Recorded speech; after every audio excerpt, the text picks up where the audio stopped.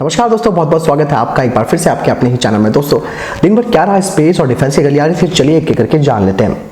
दोस्तों यहाँ पे सबसे पहले खबर की बात करते हैं तो भारतीय नौसेना को लेकर आ रही है। खाड़ी देशों में फंसे भारतीयों को वापस लाने के लिए नौसेना अपने 3 सबसे बड़े युद्धपोतों को भेज रही है। बताया जा रहा है कि एक एलपीडी या लैंडिंग प्लेटफॉर्म डॉक, एक युद्धपोत और 2 एलसीटी या टैंक लैंडिंग जहाजों के साथ इन्हें रवाना किया जाएगा। सूत्रों के अनुसार इस बात का पता चला है कि सरकार ने इन जहाजों को कुछ ही दिनों के अंदर चलने के लिए तैयार रहने को कहा है, क्योंकि वे बड़े जहाज हैं, खासतौर पर आईएनएस जलसावा, जिसे बड़ी संख्या में लोगों को बैठाया जा सकता है। यानी कि दोस्तों अब इंडियन नेवी के जो बड़े जहाज हैं वो खाड़ी देशों में फंसे लोगों को लेके आएंगे, क्योंकि अगर ये भी कहा जा रहा था कि अगर इसकी जगह हवाई जहाज से अगर इन लोगों को लेके आना होता तो इसमें सबसे बड़ी दिक्कत थी सोशल डिस्टेंसिंग की, और दूसरी सबसे बड़ी बात थी कि एक ही बारी में इतने सारे लोगों को एक साथ नहीं लाया जा सकता है। तो इसी में इंडियन नेवी ने एक महत्वपूर्ण कदम उठाया है, जिसमें वो अपने जहाज़ों को रवाना कर रही है खाड़ी देशों के लिए, ताकि वहां से अपने नागरिकों को सकुशल वापस लाया जा सके। यानी कि दोस्तों भारतीय नौसेना ने कि बहुत ही सराहनात्मक वाला काम किया है।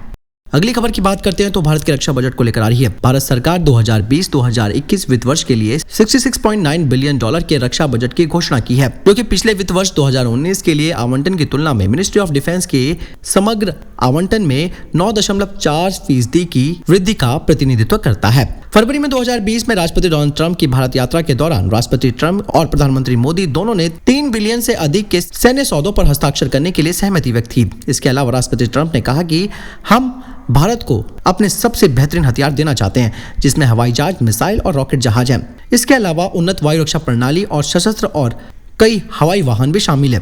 आपको बता दें कि 2018 में भारत ने रूस से S-400 का सौदा किया, जो कि करीबन 5 बिलियन का समझौता है। इसके अलावा पिछले साल सैन्य और तकनीकी सहयोग के लिए रूस के साथ भारत ने करीबन $14.5 बिलियन के रूसी निर्मित हथियारों का आदेश दिया है, जो कि रूसी सैन्य हार्डवेयर का सबसे बड़ा खरीदार भारत को बनाता है। आपको बता दें कि भारत के विदेश सचिव ने कहा कि भारत और मॉस्को 2025 तक अपना वार्षिक व्यापार $30 बिलियन तक बढ़ाना चाहते हैं। भारत की कैबिनेट ने भारतीय नौसेना के लिए 24 मल्टी रोल MS-60R सी हॉक समुद्री हेलीकॉप्टर के लिए लॉकहीड मार्टिन कॉर्पोरेशन से $2.6 बिलियन की खरीद को मंजूरी दे दी। इसके अलावा लॉकहीड मार्टिन और बोइंग $15 अरब के सौदे में वायुसेना के लिए 114 विमानों की आपूर्ति के लिए एक अनुबंध पर बोली भी लगा रखी है। आपको बता दें कि भारत सभी सशस्त्र बलों में अगले 5 से 7 वर्षों में उनको आधुनिकीकरण करने के लिए करीबन $130 बिलियन खर्च करेगा। इसके अलावा भारत ने अमेरिका से $1.8 बिलियन के हथियारों की खरीद को मंजूरी दी, जिसमें वायु रक्षा रडार और मिसाइल, राइफल और अन्य उपकरण शामिल है। भारत सऊदी अरब के बाद दुनिया का दूसरा सबसे बड़ा हथियार आयातक है। इसके अलावा Stockholm International Peace Research Institute ने अनुमान लगाया कि भारत का वैश्विक हथियारों का आयात करीबन 9.5% है। यानी कि दोस्तों भारत को एक तो दोनों तरफ से भारत दुश्मनों से घिरा हुआ है, ऐसे में भारत को रक्षा बजट बढ़ाने की खास जरूरत है।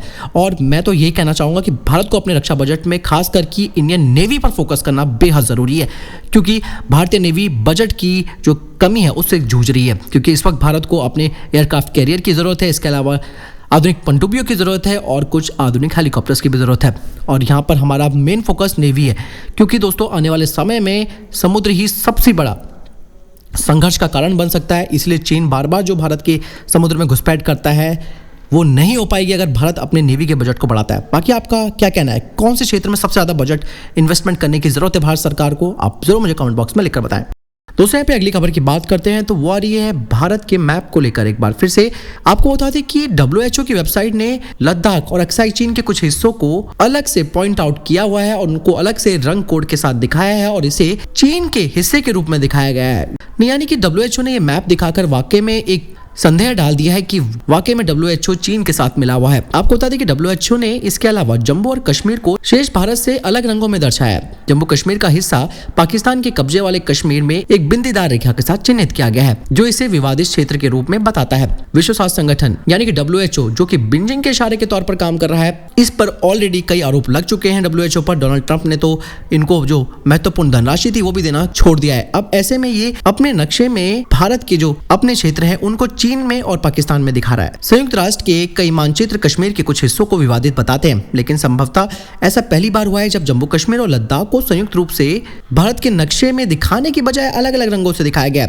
WHO द्वारा दर्शाया गया भारत का ये नक्शा संयुक्त राष्ट्र के मानक चित्रण से अलग है। दोस्तों भारत ने इस बात पर कड़ी आपत्ति जताई है। WHO के इस मैप के चित्रण को गलत और आश्चर्यजनक बताया है। आपको बता दें कि पाकिस्तान ने 1960 के दशक में POK का हिस्सा चीन को सौंप दिया था। दोस्तों इस महीने की शुरुआत में भी चीन ने ऐसा कुछ गड़बड़ किया था, उसमें चीन ने अरुणाचल प्रदेश को अपने मैप में दिखाया था। इस पर भी भारत ने कड़ी आपत्ति जताई। आपको बता दें कि चीन ने तिब्बत पर अपनी संप्रभुता का दावा किया है। भारत और भूटान की सीमाएं पूर्व से पश्चिम तक है। यानी कि यहाँ पे WHO की मानसिकता दोस्तों आप किस तरीके से समझ सकते हैं, आप साफ तौर पर देख सकते हैं।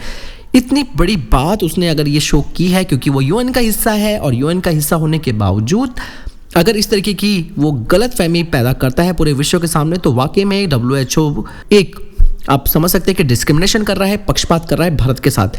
उसने किस तरीके से भारत के जम्मू और कश्मीर को अलग कलर से शो कर दिया है, इसके अलावा लद्दाख को चाइना की तरफ दिखा दिया है, तो ये आप समझ सकते हैं कि कितनी बड़ी प्रॉब्लम ये इसने क्रिएट कर दी है। हालांकि दोस्तों भारत ने कड़ी आपत्ति जता दी है। इसका जवाब WHO को देना होगा कि उसने ऐसा क्यों किया। बाकी आपको क्या लगता है WHO की इस बात पर, आप जरूर मुझे कमेंट बॉक्स में लिखकर बताएं।